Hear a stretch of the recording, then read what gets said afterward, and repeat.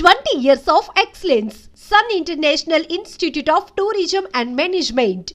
So అలా పాట ప్రయాణం మొదలై మీరు పాటకే ఖోఖో కాదని చెప్పి ఇటు మళ్ళీపోయారు. అప్పుడు ఖోఖోని మిస్ అయ్యారా కొంచెం? అయ్యో వెళ్ళి ఆడాలి. డెఫినెట్గా స్కూల్ మిస్ అయ్యాను నేను. అంటే 9th మధ్యలోనే వచ్చేసాను. వచ్చేసిన తర్వాత ఇంకా ఒక తమిళ్లోకి వచ్చేసిన తర్వాత కొంచెం బాగా తమిళ్లో ఎక్కువ బిజీ అయిపోయాను నేను. సో అప్పుడు 9th మధ్యలో ఆపేసి రావాల్సి వచ్చిందనమాట. తర్వాత 10th ప్రైవేట్గా రాసి చదివాను. బట్ ఆ స్కూల్ అట్మాస్ఫియర్, కాలేజ్ అట్మాస్ఫియర్ ఇవేవి తెలియవు నాకు. బట్ ఎలా అయినా డిగ్రీ చేయాలని ఒక ఆశ. అవును. తర్వాత మళ్ళీ ఒక 5 years తర్వాత డిగ్రీ ఫినిష్ చేశాను.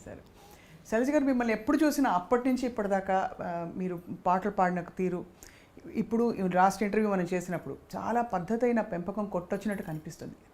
ఎవరి ప్రభావం? అన్నయ్య ప్రభావం లేకపోతే నాన్నగారు అమ్మగారు అలా చెప్పించి?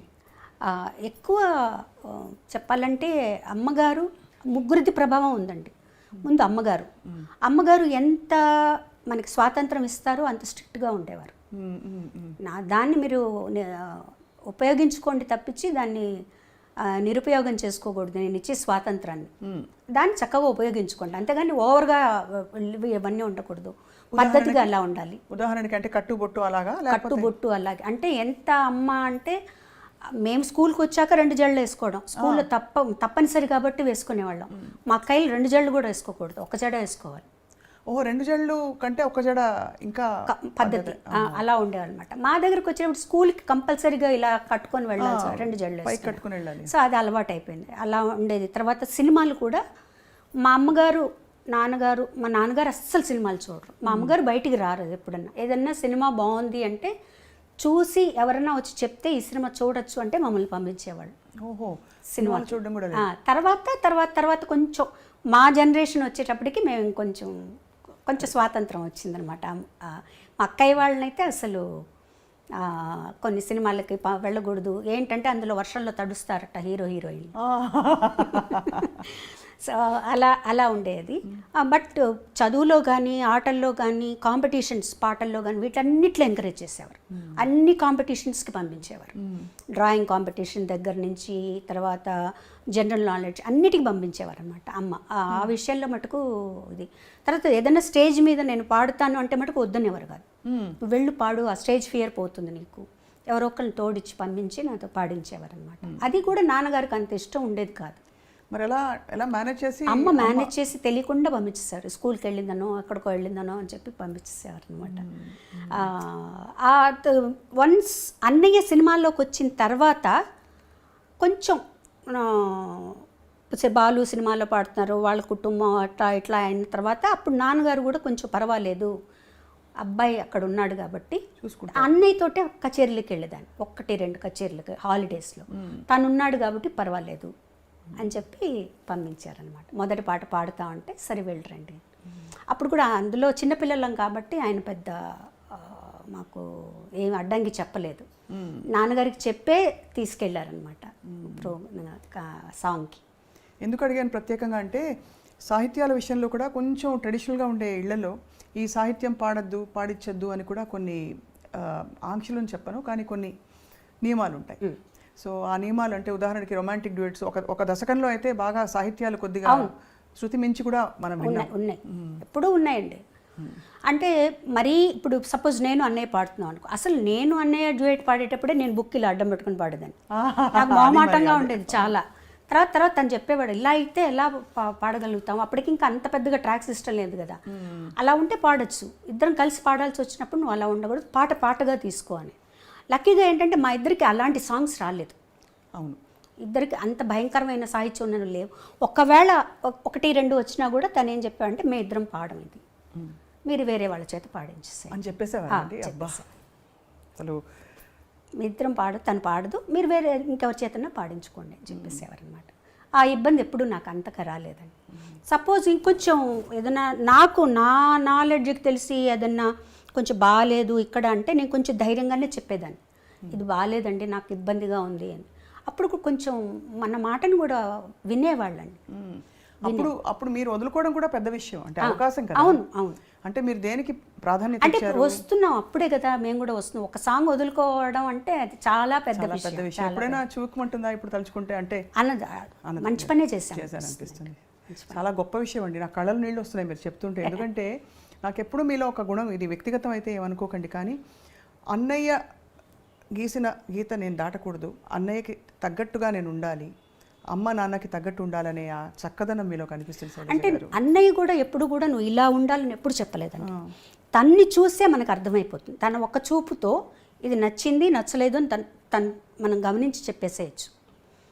మన బిహేవియర్ ఎలా ఉన్నప్పుడు తను ఒక చూపు చూశాడంటే సేమ్ మా మదర్ అనమాట.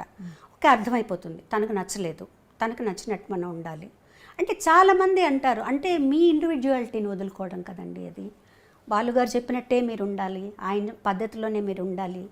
అంటే నేనేం నష్టపోలేదు కదండి, నేనేమి నష్టపోలేదు. నేను ఫీల్ అయితే నాకు స్వాతంత్రం లేదు, నేను ఇలా ఉండాలి అలా ఉండాలనుకుంటున్నాను, అలా వెళ్ళాలనుకుంటున్నాను అంటే అప్పుడు నేను బాధపడచ్చు. నాకేమాత్రం లేదు, ఓకే. నేను ఎందుకంటే తను ఎంత కష్టపడుతున్నాడో, తను ఎంత పద్ధతిగా ఉన్నాడో, అందరితో ఎలా మెలుగుతున్నాడో అవన్నీ తన్ని ఇక్కడికి వచ్చాక, చెన్నై వచ్చాక నాకు అర్థమైంది. పెద్ద ఫ్యామిలీ మాది, ఆ ఫ్యామిలీని అంతా తనే పోషిస్తున్నారు. అలాంటప్పుడు తను ఎంత పద్ధతిగా ఉండాలి, ఎంత వర్క్ చేయాలి, డే అండ్ నైట్ వర్క్ చేసేవాడు. తను పిల్లలతో స్పెండ్ చేయలేదని అదని ఇదన్నీ అన్నా కూడా ఇంత ఫ్యామిలీ గడవాలి అంటే తను పిల్లలతో స్పెండ్ చేస్తే అవ్వదు. నేను ఆ ఫీల్డ్లోకి వచ్చిన తర్వాత ఇవన్నీ నాకు అర్థమయ్యాయి. మోర్ దెన్, ఎందుకంటే మిగతా వాళ్ళందరికంటే కూడా నేను తనతో ఎక్కువ స్పెండ్ చేశాను. సో నాకు అప్పుడు అర్థమైంది తను నలుగురితో ఎలా ఉంటారు, ఏమన్నా ఏ ప్రాబ్లమ్స్ ఉన్నా అవి ఇంటి దగ్గర. వన్స్ స్టూడియోకి వచ్చేసాక అసలు కంప్లీట్గా బాలసుబ్రహ్మణ్యం ఆ పాటకు చేంజ్ అయిపోతాడు అంతే. సో ఇవన్నీ కూడా ప్రొఫెషనల్గా మనం ఇలా ఉండాలి, ఈ పద్ధతిలో ఉండాలి. మనలో అనవసరంగా ఒక మాట మనం మాట్లాడకూడదు, మన గురించి ఇంకొకళ్ళు మాట్లాడకూడదు, అంతే. ఆ పద్ధతి అట్లా అలవాటైపోయింది తనతో ఉండి ఉండి.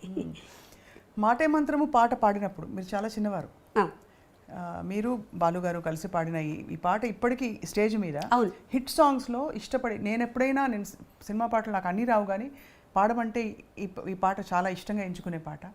ఆ పాట పాడినప్పుడు అంత అలవోకగా, అంత పవిత్రంగా, బ్యూటిఫుల్ మెలడీ, అది రొమాన్స్ పలికించడం కూడా అంత అందంగా ఎలా పాడారండి? యాక్చువల్గా మొదట తమిళ్లో వచ్చిందండి అది. తమిళ్లో ఇళయరాజా గారు, జెన్సీ గారు పాడారు, సింగర్ జెన్సీ గారు ఉండేవారు తమిళ్లో, ఆవిడ పాడారు. ఆ పాట విన్నప్పుడు నేను చాలా ఇన్స్పైర్ అయ్యాను. ఎంత బాగుంది ఈ సాంగ్, అసలు బ్యాక్గ్రౌండ్స్ కానీ సాంగ్ కానీ, ఇట్లాంటి పాటలు పాడే అదృష్టం దొరుకుతుంది అన్నప్పుడు సీతాకోకచిలకలో ఇవాళ రికార్డింగ్ ఉందని వెళ్ళిన తర్వాత ఆ ట్యూన్ వినిపించగానే నాకు అసలు చాలా ఆనందం వేసేసింది అనమాట. ఈ పాట మనం పాడాలనుకున్నాం, మనకు వచ్చింది ఈ పాట అని. ఆ బ్యాక్గ్రౌండ్స్ మీరు ఇప్పుడు కాదు ఇంకో 10 సంవత్సరాల తర్వాత విన్నా కూడా అండి మనల్ని ఎక్కడికో తీసుకెళ్ళిపోతాయి. అప్పుడు ఇలా చేశారా, ఇంత మంచి బ్యాక్గ్రౌండ్స్ ఇచ్చారా, ఇంత బ్యూటిఫుల్గా ఒక సాంగ్ కంపోజ్ చేశారా అనిపిస్తుంది. ఎన్నిసార్లు పాడినా, మీరు అన్నట్టు ఆ పాట ఎన్నిసార్లు పాడినా కూడా మనల్ని ఒక లోకల్లోకి తీసుకెళ్ళిపోతుంది. కానీ నేను అన్నయ్య కూడా ఇద్దరం చాలా ఎంజాయ్ చేస్తూ ఆ పాటని, చాలా అందంగా రావాలి పాట అని ఒక తపంతో పాడా. నిజంగా ఆ పైకి వెళ్ళిన ఆ 2 లైన్లు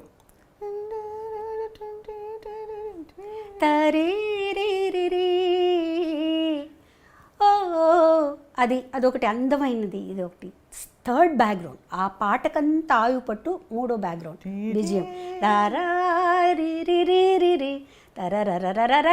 అది చాలా అద్భుతంగా ఉంటుందండి. అసలు అది బాగుంటుంది. దాని తర్వాత వచ్చే వైలిన్ బిట్టు అది కూడా అద్భుతంగా ఉంటుంది, చాలా బాగుంటుంది. నిజంగా ఎంజాయ్ చేస్తూ పాడాం. అది పెద్ద పీస్ ఆర్కెస్ట్రా, మళ్ళీ లైవ్లో చేసి అంతా లైవ్ బాబోయ్. అసలు మళ్ళీ మీరు చూడండి, నాకు అంటే అంత లైవ్తో పాడడం, పక్కన అందులో ఒక దిగ్గజం. అవును, ఎస్పి బాలుగారు. ఎంత అన్నయ్య అయితే కూడా అదే బాలుగారి కంటే కూడా అన్నయ్యగానే భయం ఎక్కువ అనమాట. ఎందుకంటే తను ఎలా పాడతాడు, తన క్యాలిబర్ ఏంటో అన్నీ తెలుసు నాకు కదా. పాటని ఇలా నేర్చుకొని పాడేస్తాడు తను. సో కనీసం మనం 50% పాడాలి తనకి మ్యాచ్ అవ్వాలంటే అనమాట. సో ఆ పాట తనతో పాడడం అనేది చాలా చాలా చాలా అదృష్టం అని చెప్పాలండి నిజంగా. సో తర్వాత మీరు కూచిపూడి ఆర్ట్స్ అకాడమీలో వసంత గారు మాత్రమే నేర్చుకున్నారా, మీరు డాన్స్? వసంత గారు మట్టుగా నేర్చుకున్నారండి. నేను భరతనాట్యం నేర్చుకున్నాను. మీరు భరతనాట్యం నేర్చుకున్నారు? అది కూడా ఎలా అయిందంటే, నేను భరతనాట్యం నేర్చుకోలేదు. పాప పల్లవి నేర్చుకునేది భరతనాట్యం ఇంట్లో. మాస్టర్ ఇంటికి వచ్చేవారు. నేను మధ్యాహ్నం రికార్డింగ్ బ్రేక్ అయ్యి భోజనానికి వచ్చినప్పుడు ఆయన కూర్చొని ఉండేవారు. ఆ పాప ఒకరోజు తలనొప్పని, ఒకరోజు కాలు నొప్పని ఏదో ఒకటి చెప్పేది. వాళ్ళ స్కూల్లో టైర్డ్గా ఉందనో, ఆదివారం ఇవన్నో. అప్పుడు పాప ఆయన చూస్తే జాలేసి నాకు ఊరికే చెప్పండి సార్, మీరు ఊరికే కూర్చోన్నారు కదా, నాకు చెప్పండి అని. అలా అలా అలా నేను నేర్చేసుకున్నా. నేర్చుకుని ఆయన అన్నయ్యతో చెప్పారు, ఆవిడ నా చేత అరంగేట్రం అంతవరకు వస్తుందని కూడా నాకు తెలియదు అసలు. తర్వాత ఎవరు ఇంట్లోకి ఎవరు ఎక్స్పెక్ట్ చేయాలి అరంగేట్రం చేసే లెవెల్కి డాన్స్ చేస్తామని. తర్వాత అరంగేట్రం చేయిద్దామండి అన్నారు. అంటే అన్నయ్య అన్నారు, నాకు తెలిసి తను ఎలా చేస్తుందో నాకు తెలియదండి, అంటే ముందు గజ్జె పూజ చేస్తారు కదా, అది చేద్దాము అని చిదంబరంలో టెంపుల్లో చేసాం గజ్జె పూజ. అప్పుడు అన్నయ్యకి కాన్ఫిడెన్స్ వచ్చింది. ఆ తర్వాత అరంగేట్రం ఏమన్నారు అప్పుడు చూసి మీ డాన్స్?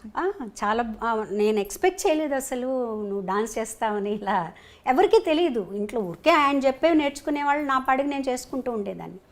అది అయిన తర్వాత నేను 2-3 ప్రోగ్రామ్స్ కూడా చేశాను. ICF ఇంటర్గల్ కోచ్ ఫ్యాక్టరీ వాళ్ళకి, తర్వాత కళాసాగర్ వాళ్ళకి చేశాను.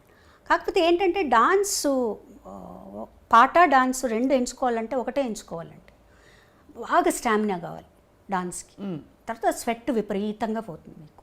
అవును, గొంతు బాగా కొంచెం దెబ్బతింటుందని నేను చెప్పను, మనకు సహకరించదు. అది బాలమురళి గారు, చిట్టుబాబు గారు ఇద్దరు చెప్పారు నాకు. అంటే పాట వదులుకుని డాన్స్ చేయొద్దు అలా చెప్పారా డైరెక్ట్? అంటే నువ్వు ఆలోచించుకో, నువ్వు డాన్స్ చేస్తూ ఉన్నావంటే పాడలేవు అంటే నేను అనుకున్నాను అనమాట. నాకు పాట మించి వేరే ఏమీ లేదు కదా. కానీ నేను అది ఆ పాపం మా మాస్టర్ గారు అయితే ఇంత నేర్చుకొని 2 ప్రోగ్రాంలు చేసి వదిలిపెట్టకమ్మా అని కూడా అన్నారు. లేదు సార్, నాకు పాటే ముఖ్యం, నేను పాట మీద ఉంటాను. లైక్ అంటే ప్రతిదానికి ఒక కారణం ఉంటుందండి, కారణం లేకుండా ఏది ఉండదు. ఆ నేర్చుకోవడం అనేది నాకు సాగర సంగమానికి ఉపయోగపడింది. ఆ డాన్స్ అరంగేట్రం చూసే విశ్వనాథ్ గారు అది మరొక అంటే మలుపు అని చెప్పొచ్చు. బికాజ్ చాలా చాలా పెద్ద మలుపు. మీరు నటనలోకి రావడం అఫ్కోర్స్ ఒకే సినిమాలో వేశారు కానీ గుర్తుండిపోయే పాత్ర. అప్పుడు విశ్వనాథ్ గారు చూసి అడిగినప్పుడు మళ్ళీ ఆలోచించారా, ఇది మళ్ళీ నేను యాక్టింగ్ ఫీల్డ్? ఆలోచించడం క్వశ్చనే లేదండి, నేను చెయ్యను అని చెప్పేసాను. ఓకే. ముందు విశ్వనాథ్ గారు అడిగారు, ఏడుది నాగేశ్వరరావు గారు ఆయన అడిగారు, అందరూ అడిగారు. అన్నయ్య చేతి చెప్పించారు, మా వదిన గారి చేతి చెప్పించారు, విశ్వనాథ్ గారు మిస్సెస్ చేతి చెప్పించారు. నేను చెయ్యను అని చెప్పాను. ఎంత స్పష్టత అలా ఎలా వచ్చేసింది? అన్నయ్య కూడా వద్దని అనలేదు కదా? ఎవరు వద్దలేదు, అన్నయ్య కూడా నువ్వు చేస్తే బాగుంటుందని చెప్పారు, అందరూ చెప్పారు. అందులో విశ్వనాథ్ గారి సినిమా తన దగ్గర నుండి చూసుకుంటారు, నీకు భయం లేదని. నాకు వద్దు, నేను కంఫర్టబుల్ కాదు, నాకు వద్దు, నేను చేయను అని చెప్పేసాను. నేను పాటలే పాడుకుంటాను. విశ్వనాథ్ గారు తెలివిగా ఏం చేశారంటే మా నాన్నగారి దగ్గరికి వెళ్ళి మా నాన్నగారి దగ్గర ఒప్పించారు. బాబాయ్ నేను మంచి క్యారెక్టర్, దాని చేత చేయిస్తాను, ఎటువంటి చెడ్డ పేరు రాదు అవన్నీ చెప్తే ఇంకా నాన్నగారు నన్ను పిలిచి అన్నయ్య అంతలా ఆడుతున్నారమ్మా నువ్వు చేయొచ్చు కానీ రిలక్టెంట్గానే ఒప్పుకున్నానండి ఆ క్యారెక్టర్. నిజం అంటే సరిపోయింది, నేను ఇష్టం లేకుండా చేయబట్టి ఆ క్యారెక్టర్ కరెక్ట్గా సరిపోయినట్టే అనిపిస్తుంది నాకు. నాకు యాక్టింగు అంత కష్టం అనిపించలేదు, ఎందుకంటే ప్రతిదీ విశ్వనాథ్ గారు కరెక్ట్గా యాక్ట్ చేసి ఇలా చెయ్యాలి, చిన్న చిన్న మూమెంట్స్ జుట్టు ఇలా వెనక్కి వేసుకోవడం దగ్గర నుంచి ఆయన చేసి చూపించేవారు. మా నాన్నగారి మీద నాకెంతో గౌరవం ఉంది, భక్తి ఉంది. ఇప్పుడు తప్పులు తెలుసుకుని నేను ఆయన మర్చిపోలేను. అందుకే చెప్తున్నాను, నువ్వు నాతో వస్తావో ఇక్కడే ఉంటావో ఆలోచించు.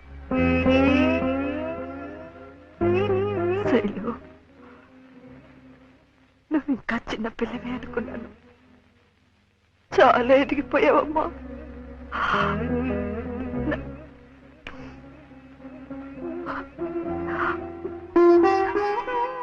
నన్ను వదిలి వెళ్ళిపోతావా? మన ఇంటి గౌరవం మనల్ని వదిలి వెళ్ళిపోయే ముందు నేనే నా జాగ్రత్త పడ్డం మంచిది. అందుకే ఇప్పటికీ మించిపోయింది లేదు. ఎవరిని కావాలనుకుంటున్నావో ఆలోచించుకో. కానీ అయినా మీరు అలా పట్టేసి, ఎందుకంటే ఆ పాత్రలో మీరే మీకోసమే ఆ పాత్ర అల్లినట్టు అనిపిస్తుంది. అది మనకి విశ్వనాథ్ గారిలో ఉందండి. అది అదే నేను చేసిన ఒక్క సినిమా కాబట్టి నాకు అనిపిస్తుంది, ఆయనలో ఉంది అది. అంటే అఫ్కోర్స్ మనలో కూడా ఆ జీల్ రావాలి, చెయ్యాలి అని. ఆయన చేస్తుంటే మనకు ఆటోమేటిక్గా వచ్చేస్తుంది. తర్వాత ఫస్ట్ నేను భయపడింది ఏంటంటే కమల్ హాసన్ గారు ముందర చేయాలి. ఇది శాస్త్రీయ నృత్యమా కాదా? ఏ సాంప్రదాయం? ఎన్ని సంప్రదాయాలు ఉన్నాయో కూడా తెలుసా నీకు? దీన్ని భరతనాట్యం అంటారు.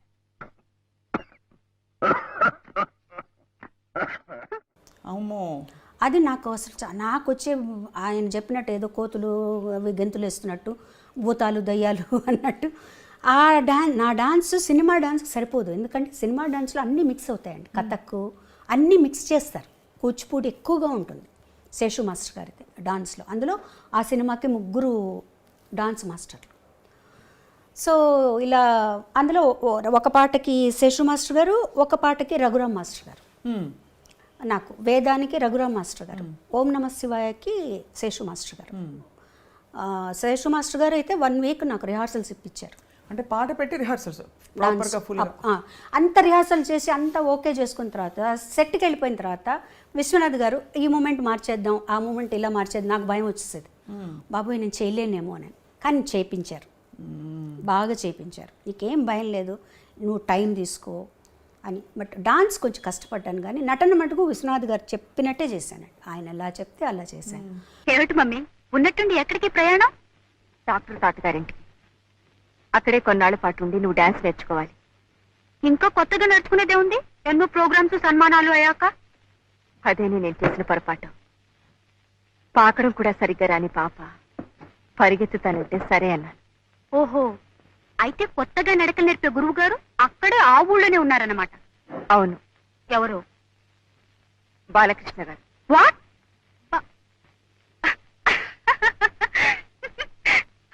Are you joking? నీతో వెళ్ళకూడలేమిటి? కానీ టైం అయింది. నో, నన్ను గురించి అంత చండాలంగా రాసిన తర్వాత నేను వాడి దగ్గర శైలు, బాలకృష్ణ గారు నీకు గురువు గారు. ఆయన గారి దగ్గర నేర్చుకుంటాను. కానీ ఇప్పుడు వెనక్కి తిరిగి ఆలోచించుకుంటే అండి, నేను కానీ ఆ సినిమా వద్దు అనుకొని ఉంటే ఎంత మంచి పాటలను పోగొట్టుకొని ఉండేదాన్ని అయ్యో కదా. ఎందుకంటే ఆ సినిమాలో నేను యాక్ట్ చేస్తాను అని చెప్పిన తర్వాత అన్నయ్య గారు విశ్వనాథ్ గారికి, ఇళయరాజు గారికి చెప్పారు, ఇందులో శైలజకి పాటలు ఉంటే అవి శైలజ పాడుతుంది అని చెప్పారనమాట. అప్పటికి నేను ఒప్పుకోలేదు. పూజ కార్యక్రమం అయిపోయింది, జానకి గారు ఓం నమ శివాయ పాడేశారు. అది ఒక అదృష్టం. అదొక అదృష్టం. అండ్ అది లాజికల్ కూడా వేరే వాళ్ళు పాడతారు, వేరే వాళ్ళే పాడతారు డాన్స్ కాబట్టి లాజికల్గా కూడా పాడు. ఆ తర్వాత రాజా గారు ఏమన్నారంటే ఇంకో ఒక్క సాంగ్ తనకు వస్తుంది, అది తను పాడుతుంది, ఇంకో మంచి పాటలు కూడా ఉన్నాయి, తన చేతి పాడిద్దామని. నాద వినోదము, వేవేల గోపెమ్మల వేదము, బ్యూటిఫుల్ సాంగ్స్ నిజంగా. ఐ థింక్ రాబోయే 50 సంవత్సరాలు అసలు ఏమాత్రం ఇది ఇప్పుడే పుట్టిన పాటలాగా పాడుకుంటున్నారు. ఇప్పుడు కూడా అంతే కదండి. అవును.